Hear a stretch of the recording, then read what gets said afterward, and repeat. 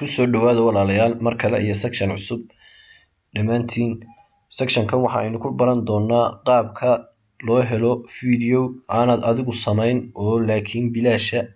oo aad YouTube ka soo dejisanayso iyo qaabka aad u soo dejisanayso iyo qaabka aad u dhigaraynayso uga saarayso copyright-ka ama qofka kale datadiisa aad uga saarayso sida datada aan idin sheegay ama data kale datada laga saarayo markaad video-ga soo download garayso waxa kamid ah loogada kamid ah inkastoo video-giiba yahay haddana in uu loo ogolaaday reuse in dib loo isticmaalo dadka kale soo dhigtaan oo monetize gareystaan lacag ka sameeyaan waxaad haddana ka saaraysaa loogada qofka ugu jirta maadaama loogadiisi tahay haddana edit-ka waa qasab inaad marisaa waxyaalaha ku saabsan isaga waad ka saaraysaa marka waxyaalahaas oo dhan qaabka looga saarayo waynu ku baran doonaa casharkan qaabka video-ga loo edit gareynayo ku baran doonaayo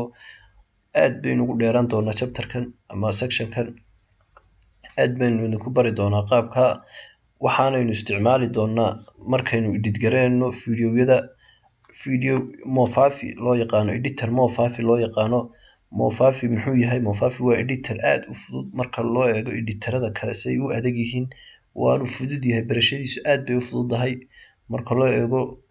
video editorada kale marka waanu ka fudud yahay shaqadii aad u baahnaydna wuu ku qabanayaa laakiin barasho iyo dadaal buu kaaga baahan yahay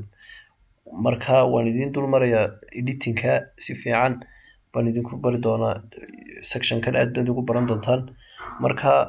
sectionkan waxyaalahaas kamid ah waxaan ku baran doonaa haddaba horeba san idinku sheegay ama introduction-keeni ugu horeeyayba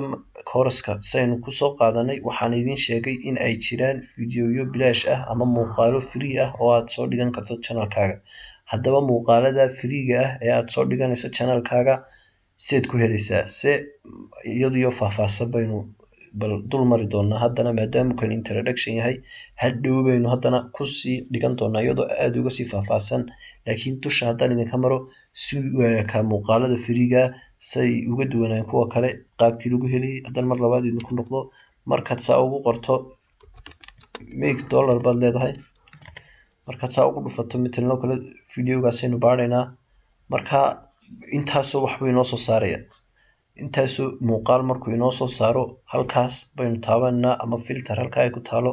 markaynu saa ugu click siino inagu waxaynu u baahnayn creative commons markaynu ku dhufano wuxuu inoo soo wada dhigi doonaa muuqaalada creative commons-ka ah ee aad dib u isticmaali karto unuguna soo download gareyn karto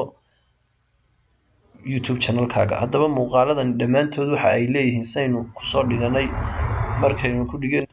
markaynu dhiganay qaabka loo upload gareynayo video-ga waxaad arkayseen creative commons license marka creative commons license-gii weeyaan video-yadani marka in dib loo isticmaalo waa la ogol yahay marka kaasoo kale ku dhufanaa midnoo kale waynu isticmaali karnaa video-ga marka dib baynu soo dhigan karnaa haddaba iskama soo dhiganne kolley waa inaanu edit marino marka qaabka edit-ka loo marinayo halkan aynu ku dhigan doontaan cashirka xiga inoo ahaan doontaa waayo casharkan dulmar ama introduction ahaan baan idinku soo duubay si aan faahfaahin idinka bixiyo casharada soo socda